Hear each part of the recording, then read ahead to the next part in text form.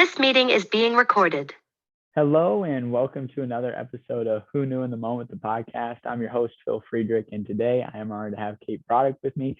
Kate is a phenomenal real estate seller, but also developing a team, a leader, and it'll be fun to really dive into the pivotal moments that have led to her success and how she's pioneering her way in her industry. But also, fun fact, her favorite sport is shopping. And so we might talk a little fashion, but Kate, thanks so much for being on today. Thank you. I'm excited. I appreciate you having me. You betcha. So with your story, just as many people do, right? We go to school and people start kind of like categorizing us of here's what you should do with your life based on maybe some of the things we've excelled at or things that they think a person should go down. And so you had taken some tests in school and they said, well, maybe you should go this way. So talk a little bit about the early years and the career path that you were thinking you wanted to go down. Yeah, you know what? It was for as long as I can remember, healthcare, science-based, Yeah. was always the path that I want to say, kind of guided towards. My mom worked in healthcare. My dad was an engineer, so they had your typical like good jobs that were, Yeah. university or college educated.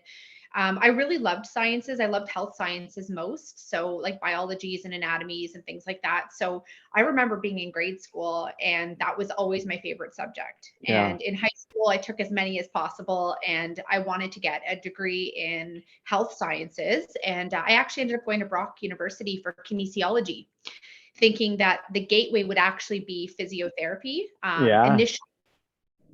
And as I motored through those courses, I actually started taking some of those like online, like kind of quizzes, like what would I be good at? What's my personality traits? Yeah. And it kind of ended in the dental field. And I don't even know how that happened. And so I ended up switching gears because I was thinking early on that I would go into PT. Wow. Really glad I didn't. But and it's funny because it's like kind of like an aesthetic and healthcare profession at the same time. People love beautiful smiles. Yeah. Um, I really like kind of like fine motor skills. I was really, really good at it. Mm. And so that's how I ended up in hygiene. And you know what? I loved my time while I was there. I loved the patient relationships. The dirtier the mouth, the better. So yeah, and that's kind of how I ended up in healthcare. Like just I feel like it was always a part of me. Like it was always something that I was kind of guided towards doing, whatever role that would be, or whatever position or field that would be in. So healthcare was always a part. Absolutely. Now, you have a very bubbly personality. Has that always been the case, or is that something that you kind of naturally grew into over time? I was always a very expressive child. So yes, I was always I'm extroverted, but I'm also incredibly introverted. Yeah. So I find that I give it my all when I'm with people, Yeah. but I find it also very draining. Yeah. So I like small crowds. I like one-on-one time like this. Big crowds are not my jam. I actually get anxious in them, but Yeah. I from a very like young age, front and center, like I had no problems, kind of being the person that was more center of attention. So yeah, that's been with me since I was a child. Absolutely. So, as you're going through school, you finished dental hygiene school and you elect that as a career and you start in that field and Yes. things are going well, right? I mean, you're enjoying it. But along the way, you had met a gentleman and you guys had gotten married, and then you decided, well, maybe we want to own some rental real estate or some real estate. So, talk a little bit about meeting your husband, how that came to be, and then moving into this new kind of investment venture. Yeah, actually, I was in school at the time when I met Ryan. So, actually, funny enough, it was Easter weekend, and in my class, we had a lot of girls from out west.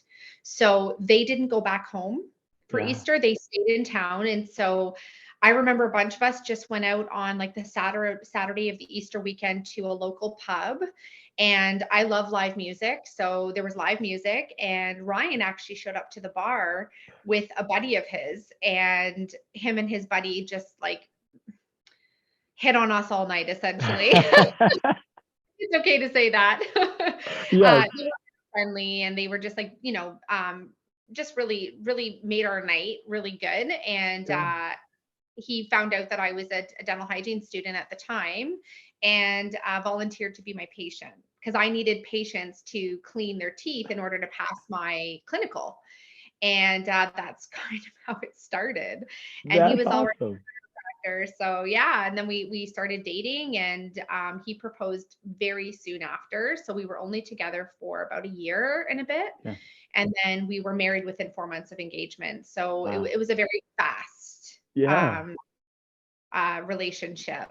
And then, yeah, we got married, and real estate really intrigued me. I don't know why. Like, I'm not sure. We don't really have anyone in our family that has rental properties or contractors or anything like that. But something about it really sparked my interest, more so mine than Ryan's. Yeah. And throughout the process of buying our own homes, I fell in love with it a little bit more and thought, you know what, I could do something with this. I feel like I could really make this my own. Yeah. And so I decided while I was in hygiene to get my real estate license. And I didn't know that I would be as busy as what I was. I honestly didn't really give a lot of thought to it. Yeah. And once it started, I was like, I love this. Like, this is amazing. And I loved working for myself. That was another Mm. thing.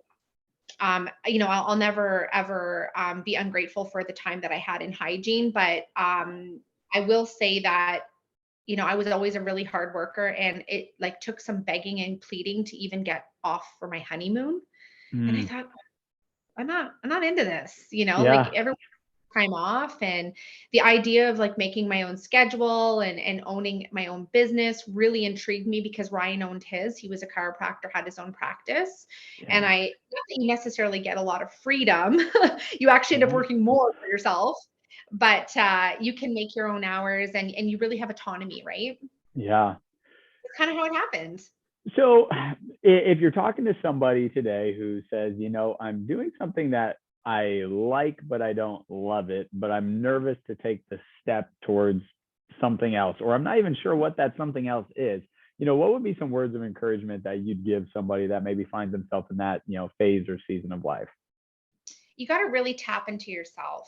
So the Yeah. one thing, a really big strength that I have is I trust myself. I trust my judgment. I trust that part of me, that intuition, Yeah. because I know that I will always honor what I truly love or believe. And Mm. when you have that trust with yourself, even though you're nervous, you tend to kind of go all in.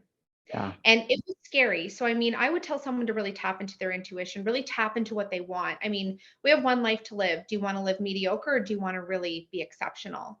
You Mm. can't be exceptional if you're just mundane and going through life like day to day. That's not possible, right? You're not shining. Yeah. So I always say take the risk. If you want something bad enough, you're gonna get it. I That's love it, it. right? Now, just knowing a little bit about your background, right? Parents have the good jobs, right? The stable jobs. Was there any opposition or maybe, hey, Kate, think about this before you jump into something that has no guaranteed paycheck, and, talk a little bit about that. And I'm sure your husband, being a business owner, understands it more, but there's still another level of risk, right? When you lose the guaranteed check and now you're kind of two people working on we don't know what we're going to make basis. And he was really early days in his clinic when I made the switch. So it's not like he had an established practice for like a decade. He was like Yeah. a couple of years. I had actually helped him open his own practice in air. Yeah. I am going to say that I'm very fortunate that I have a lot of people who are supportive. And the only thing that they brought to my attention was that devil's advocate. You worked Mm. so hard to get to school, to do this career. You have a job, you Yeah. pays well, you have evenings and weekends off. I think if anything, they just didn't want to see me suffer Mm. or see any hardships come my way because I made a transition into something. It was a protective layer for me. It wasn't, I don't think they doubted me for a moment. And in fact, looking back now, and we've had these conversations, my mom and Ryan, I said, like, what did you think? And Ryan just said, I knew if you put your mind to it, you would do it. Was it nerve-wracking? Of course. But we knew that if this was something you truly wanted, you weren't going to fail. So, but well, they did question. Yeah, well, and I think you highlighted a really good comment, and that is, for a lot of people, their goal is to have you have as little hardships and suffering as possible, right? I mean, it's the same thing for your kids today, right? I mean, if you said, hey, I know very few things could go wrong here, or there's potential for things to go wrong. Yeah, you don't want the bad thing or the wrong thing to happen. So we oftentimes get advice that might keep us the safest, but it may not be, to your point earlier, the thing that allows us to shine the most. Exactly. And that's actually really well said. And it's like, just, you're right. Like, I have 3 little boys, and I think of, deep in my heart, would I want them to play it safe? No, I wouldn't, because I would want them to give it their all in life and really experience that. And that sometimes that means failure, but that doesn't mean if you fail for good. It just means that you've come up with a lot of learning lessons. But if I could protect them, 100% I would. And you just want to save them from that, right? Absolutely. So for you, starting real estate, we would say, one, that's a hard industry to get into. But 2, it's even harder when you live in a place that you're not from or have a bunch of connections. So talk about getting started in a people business when you don't know a ton of people where you live. I actually knew one person. Okay, so we had one. We had a great starting spot then, right? I knew one, and actually funny, she was from my previous dental office in Burlington. So we had a relationship there, and she ended up working for a dental office out this way.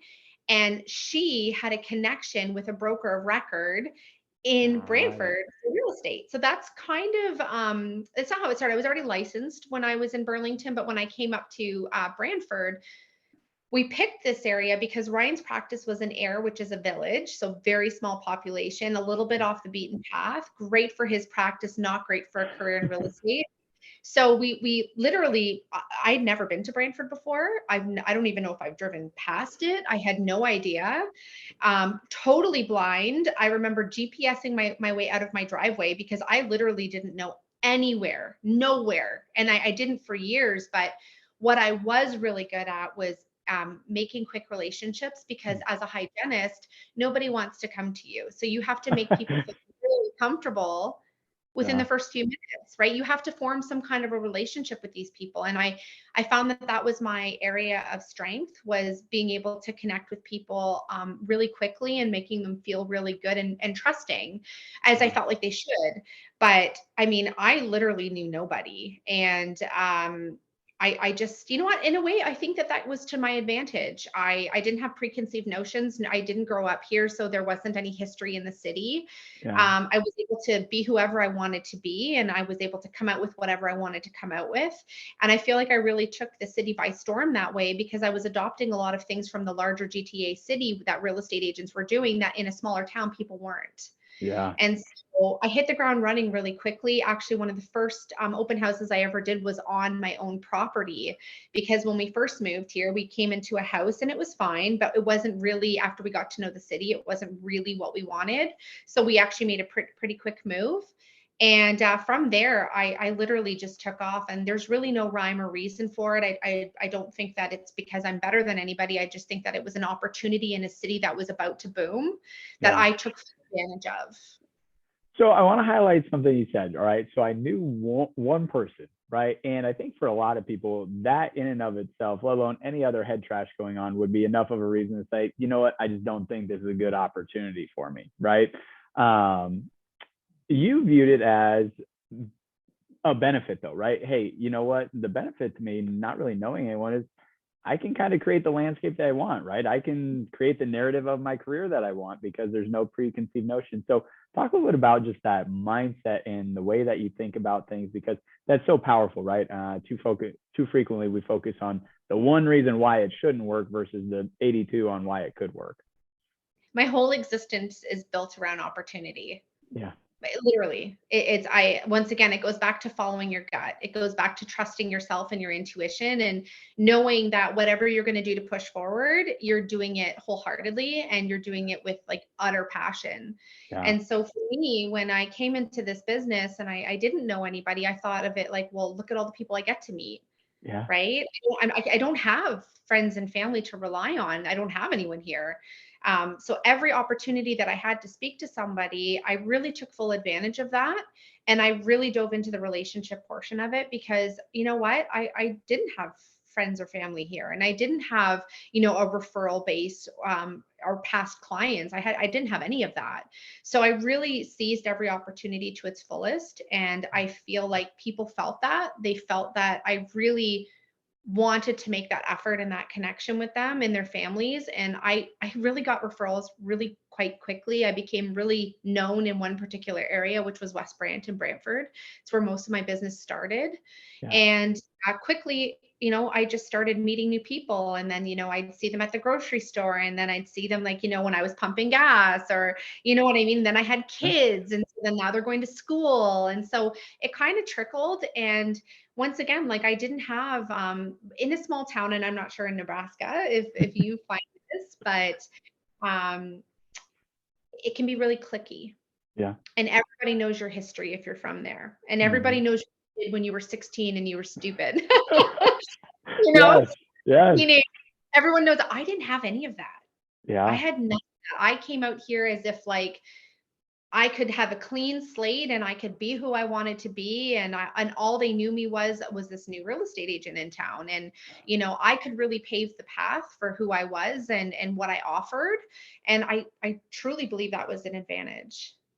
Kate, you didn't have any dumb things you did at 16. You're the only 16-year-old that did. No. Yeah. My mom would say different.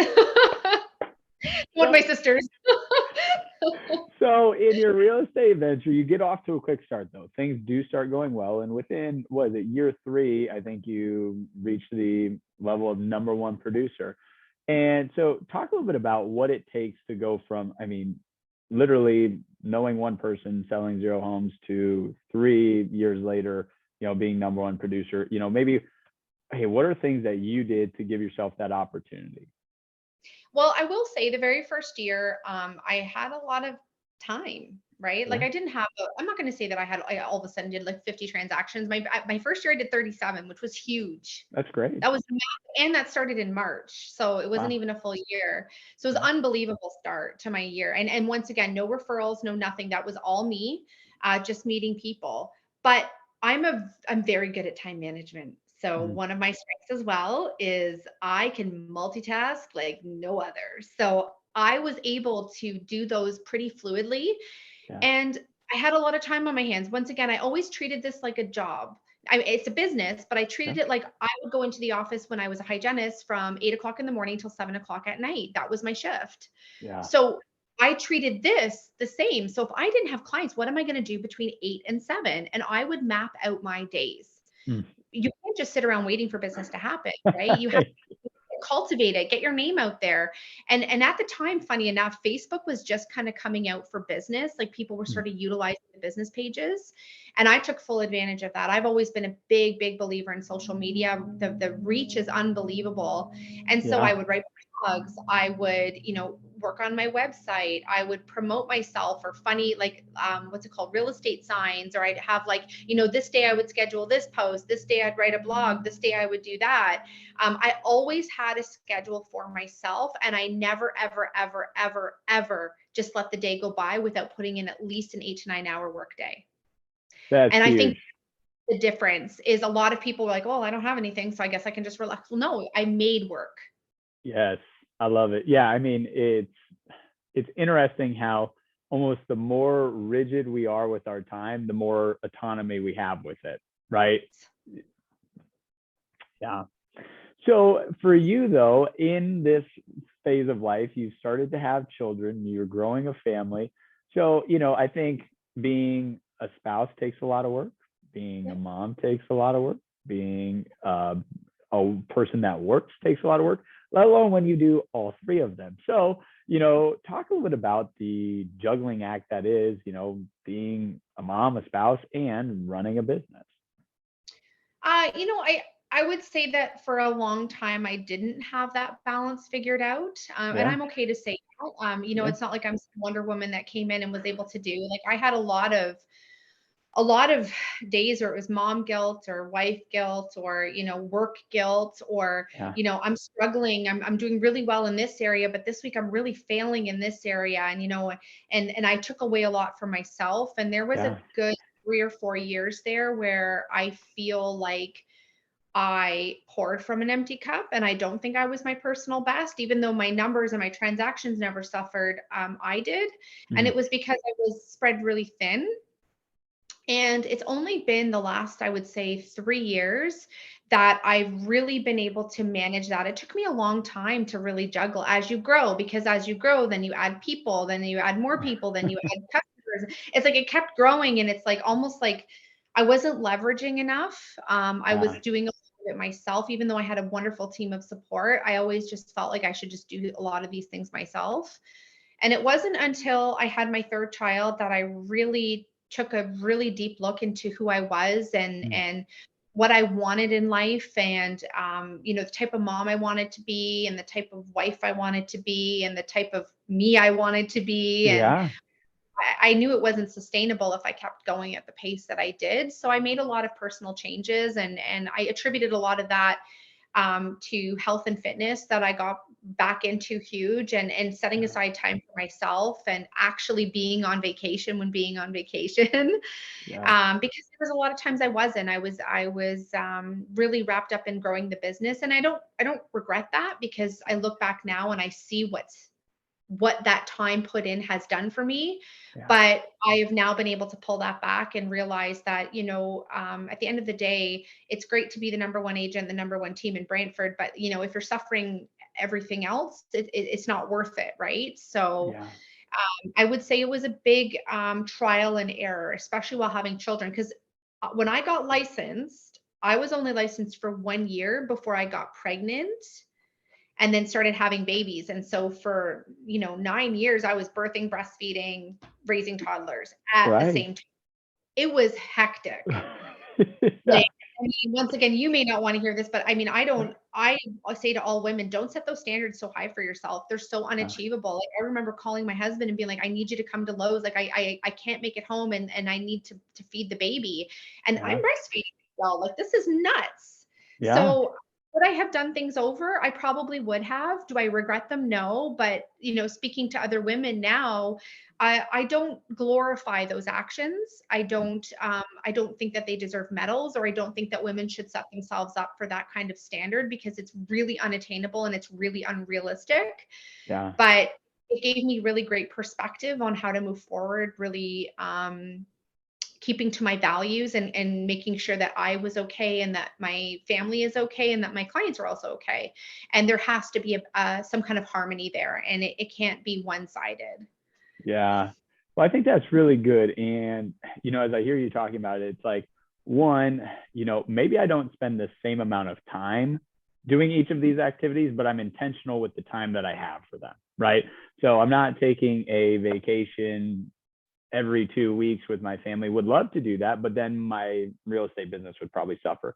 But when we do take that vacation, I'm trying to disconnect from work, and I'm really just being able to be on vacation now. So I think that intentionality with your time is a big point.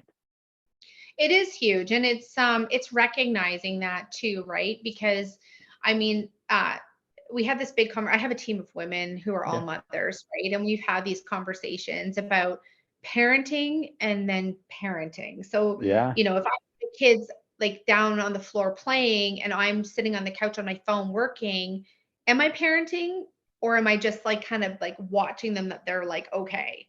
Yep. Or there's getting down and playing with your kids, Yeah. and actually parenting them. Yep. And that was a big difference, because you felt like you couldn't, or I felt like I couldn't, disconnect from one to be with the other. But really I was just never present in anything. And that wasn't how I wanted to be. And that goes for all aspects of my life. Like I feel like Yeah. I was just floating on autopilot. And yes, I was being productive, but was I really enjoying life? And I would say Yeah. the answer is no. That's awesome. So being able to recognize that and then do something about it, though, takes a level of significant self-awareness, but also takes a level of being able to take ego out of it, I think. So, talk about that for you. Is there a group of people that you really can go to talk about that? Is it your husband? How did you, become aware of it? But then also, how did you take kind of ego out of it and figure out, all right, this is how Kate can be her best version? This is my favorite thing to talk about is I have been so aware of Yeah. ego and higher self over the last 3 years, and it's been the most work I've ever done. And I actually did it very solo. Hmm.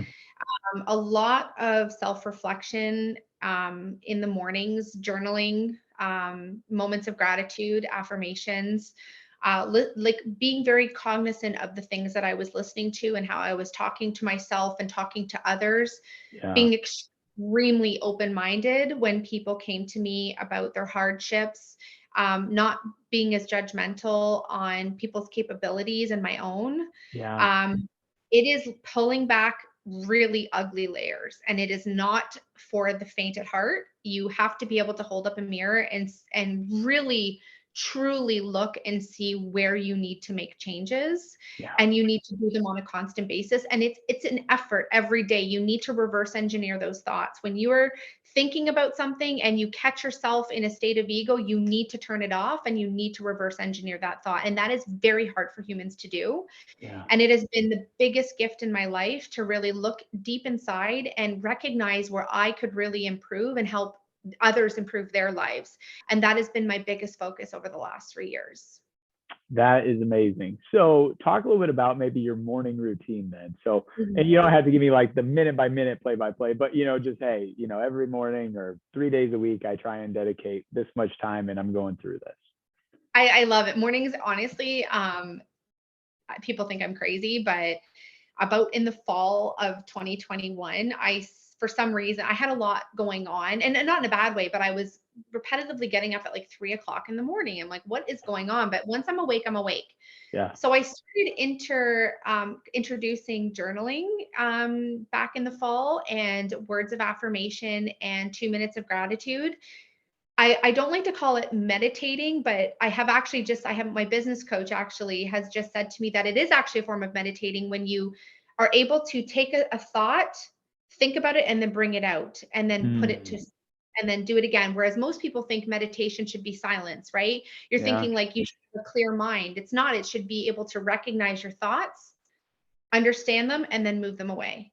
And Yeah. so I found that waking up Monday to Wednesday around 3:30, I do about 2 minutes of gratitude. So it's, being grateful for anything in your life, really opening your day with those positive affirmations and moments of gratitude. I always have my coffee first thing in the morning and I journal for about 10 minutes. And when I say journal, I don't mean like writing down my day. I write down thoughts and I try to keep them positive and goals for the day or how I want to end the day. Yeah. And that's been a really massive change. And it's really shocking, actually. I always thought that it was kind of like, oh, what do you journal about? Right. You're not like Dear Diary. Like you just, you really lay out how you see your day going. It's like envisioning, right? Yep. And then of course, fitness has been a big part of my life for the last 3 years. I've said it to many people. I believe it saved me. It was something Yeah. that I was able to tune into and really connect myself with my body again, which it wasn't for the longest time, having children and just being run off my feet. And that's really what I do Monday to Friday. I don't wake up at 3:30 every day. Thursdays and Fridays I get up at 4:30, and then I do sleep in on the weekends. So, but those moments for me I've learned that they are so essential Yeah. to my success as a person, not even as for business, just for happiness. Because when else do I get that? When you're a mom and you've got a business, if you don't do it sometime in the morning, before the kids wake up, then when the kids are home, your attention is generally on them, right? Yeah. So for me, and I'm not a night owl, so for me, waking up in the morning is like peaceful, especially in the summer when the sun's peeking through the clouds at like 4:30 in the morning, get the birds chirping. I mean, I love it. It's like it's amazing. Yeah. Well, and I think the important thing to highlight to your point is it's just about taking the time, right? If you are a night owl, great. You can do it at night. Know when you're going to operate best. But if you're a morning person, beauty is that can set up your day. If you're doing it in the evening, maybe you're thinking about the next day, right? It's just about making the time. And it is making the time, and it's being very intentional with the time, right? It's I feel like some people don't want to sit in that alone time. I actually find it quite therapeutic. Yeah. I like listening to my own thoughts, and I like being kind of lost in them and really understanding who I am as a person, and building that trust with myself even more so every day. That to me is just it feels really fulfilling, and I hold myself accountable. And I just find in the morning what a great way to start your day, and it really does set the tone. Yeah. Well, and I think that's probably a nod to you and the personal development you've done, right? I think sometimes we don't want to sit and think on our own thoughts because of maybe what we'd have to reflect on, or Yes. who knows what we're going to uncover. And so I think that's a kudos to you. So encouragement to anyone listening: work on your just knowing yourself and kind of work through some of the past things. So as you're growing, you mentioned it, predominantly working with a team of women and mothers. And so there's a lot of in common there, but there's also probably a lot of just life events that can come up that can be disruptive, right? It's not like you have just a bunch of single fills, where it's like, well, I don't really have anything that disrupts my day. So talk a little bit about, orchestrating the team and everyone being on the same page, but then also people stepping up to cover, if or when life happens. Yeah, you know what? I think this last year we have just grown so much. I can honestly say it's like a new era. It's a new Yeah. mindset.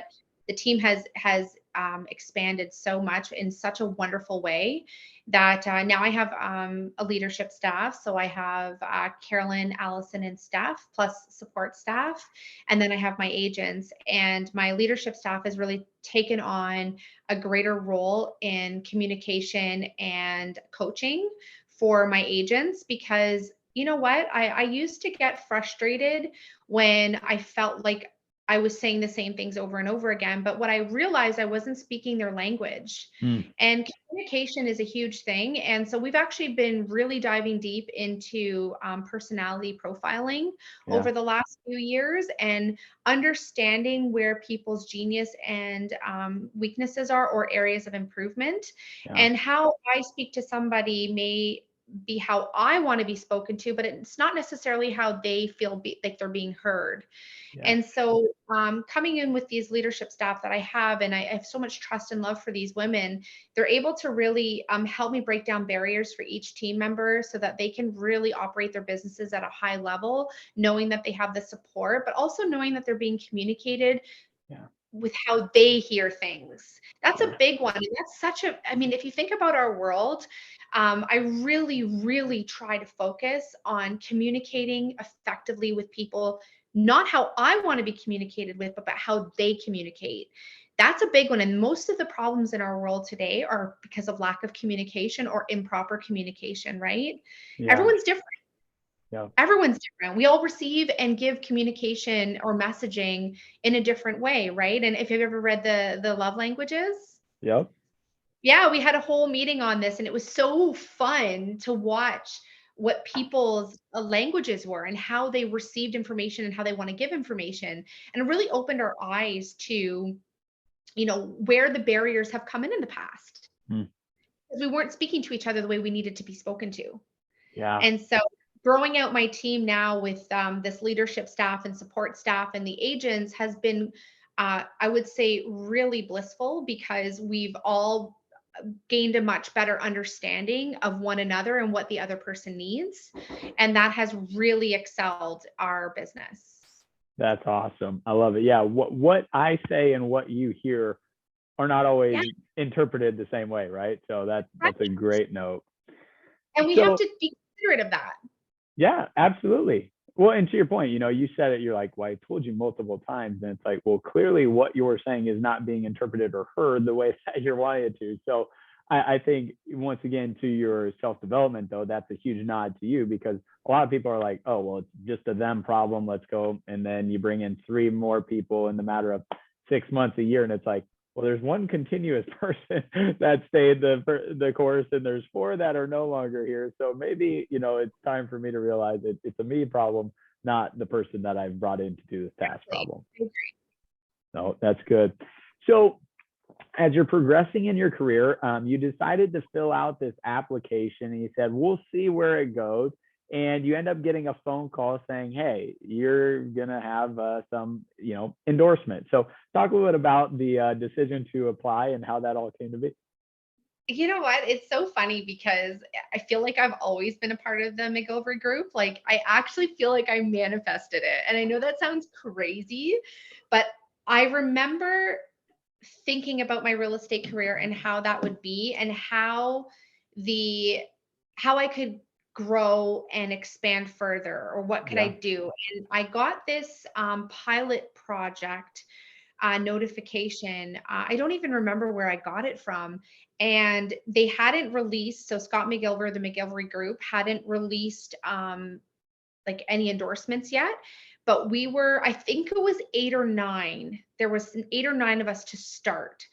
And it was basically an application where you had to provide your transactions, and you had to provide referrals and actual people to vouch for you. And obviously a history of like questions of like service and how you operate. And I think there was a personality profile in there, and what do you expect to gain from this? And honestly, I really didn't think that I would get it, but I was the first female. It was all other males in it. And when I got the notification that I would be representing Brantford, I was like, what? This is so cool. So I was impressed by it, but at the same time, I didn't really know what would make of it. And I remember meeting him for the first time, and I was a big HGTV. Everyone's big on HGTV. And I love Scott's personality. And I remember when I met him for the first time, I was like freaking out. I was like, oh my God, I can't do this. I can't talk in front of him. I'm gonna be so nervous. And honestly, now I look forward to these commercials and these get-togethers, and being able to see him, because he's such a Canadian icon for investment real estate, that it's just honestly opened a lot of doors for me. And it's just really cool. I think it's just another layer that is something outside of transacting that I just find to be really fascinating. And so now I do the commercials once a year with him, the endorsement commercials, and or question and answers we've been doing now as well. They invited me to be on Canada's Got Talent, so that was pretty cool. So I sold his producer a house, which was awesome. So it was a lot of kind of fun things to do, and I will do it forever and ever and ever, amen, until I'm done real estate. So I will always have Brantford and Brant County. Yes. So I had Kristen Jordan on the show, who's on $1 Million Listing, and we just kind of spent some time talking about being in a male-dominated industry, or historically, right? I mean, things are changing, but in a male-dominated industry, and giving, the young version of you somebody to be like, if she can do that, then I bet I can do it, right? So talk a little bit just about the impact that you feel like you're having, being a female in the industry and getting to do some of these, unique things to grow your business. You know what? It's actually I would agree with you. It was traditionally a very male-dominated profession, and I think now with the evolution of social media, real estate agents are doing more than just the transacting. We're really becoming kind of content creators and personalities for the field. And at first, I would say I got a lot of pushback. There was a lot of people who just weren't aware of themselves, and I just look at it and I think, what they were saying, that oh, like, she obviously must be flirting with her clients to get like, it's just like silly comments that bothered me at the beginning. And then I thought to myself, like, I feel bad for people who have to use that as a leverage for my success. Now, being on social media and being all out there, you really have to know who you are and understand your value to really combat some of that. But I'd say on the flip side, it also gives me an avenue to speak to young women. And I get a lot of messages like, you're so inspiring, like your journey, your career has been so amazing. It gives me hope that I'm going to do, great things as I enter into real estate. I'm almost finished my courses. And, I don't take that for granted. I really appreciate the reach out. I actually had a woman, and this was really special. I used to do, like, long time ago on my Instagram, I would do a quote and then a real estate picture, a quote and then a real estate picture. Then I cleaned it up because I didn't find it was intentional. But I used to really put out words that meant something to me. And I had a woman reach out to me and said, I just want to let you know that your quotes and your inspiring words actually made me push through a really difficult time in my life. And it allowed me to really sit back and say, you know what, I'm worth it, and I'm capable. And I think the quote had something to say with, in order to get through it, there's no easy way to get through it. There's no shortcut. You can't go around it. You literally have to go through the emotions. Yeah. And resonated with her, and she pushed through it, and she switched careers. She was a single mom, and she went into nursing, and she graduated. And she said, that was inspiring to me. And thank you for sharing those things. And so messages like that from anyone all over the world, it doesn't matter how big or small you are. Like, when someone reaches out to you and says, good for you, you've done something good for someone else, it makes you feel good. And that's what I want to focus my attention on. Yep. I don't want to focus my attention on the noise or the people who, want to attribute my success to undermined negativity, because we're going to have that no matter what, right? You Yep. just mute, block, delete, see ya, and you focus on the good that you're doing or that you hope to do for others, or at least the relationships. And I've been able to make, oh my God, I would say over the last couple of years, especially with not being able to be around people as much during the pandemic, some of my online colleagues who I've been able to meet now for the first time over the last few months, we've formed some really great relationships, and I'm so grateful for that. Yeah, that's Yeah. awesome. So in addition, as your business has, had success, and you've had success, and your family's grown, you've also done a great job of being philanthropic and giving back. So just talk a little bit about, some of the passion projects that you have inside of the philanthropy space. Yeah, I somehow got involved with the Brantford General Hospital. I wish I could tell you even how that happened. I think it's because I was having babies there. But because we were a team of moms, and I really felt that the pediatrics ward at the Brantford General Hospital was near and dear to all of our hearts. And Brantford's hospital is about 35 minutes from MAC, which is the children's hospital, which is in Hamilton. And anytime there was a premature baby or a baby that needed some additional, like, ICU care, the mom had to leave and bring the baby to McMaster, which was a big travel. And, as a new Right. mom and a new baby, that was so stressful. So we raised enough funds to equip 2 of the pediatric rooms in the hospital. And they have plaques on in the rooms with our names on it, which is really cool. And then I just continued to give back on a monthly basis. Right now, they're actually doing it's called the PARS project. So it's where like an emergency room for our pediatric clients, so that they can go in and it's a little bit more, it's less scary. It's like colorful and bright, and it's geared towards our tiny patients who need additional care in the emergency room. And so I've just always navigated towards that. And so on a monthly basis, I give $500 as a donation to help with that project. And that's ongoing. And then we also do the 12 days of giving at Christmas. So instead of giving giveaways, we actually donate to not-for-profit organizations within our community. So like the Why Not, the Women's Shelter at Nova Vita, the hospice. So we just try to give back to our community as much as possible. We dropped off turkeys to the food bank at Thanksgiving, any which way that we can help. And, I feel like our community has given so much to us that in any way that we can give back to them, I feel is it's almost our duty to serve our community like they've serviced us. Right. So yeah, that's awesome. Well, Kate, any other pivotal moments that stand out to you that you'd like to highlight in your story? You know what? I just think that I think you've nailed it. It probably is a little boring to some people, but I look back on my journey and I think, I wouldn't have changed anything for the world. I think I ended up being right where I wanted to be or needed to be, or with the people that I was meant to be surrounded by. And I think it's only up from here. And, anything that comes our way, we handle it with grace and positive mindset and keep trucking through. And, big things to come for our team. We have 2 offices opening, one June 1st and the other one August 1st. So we have a lot on the horizon, which is super exciting. And yeah.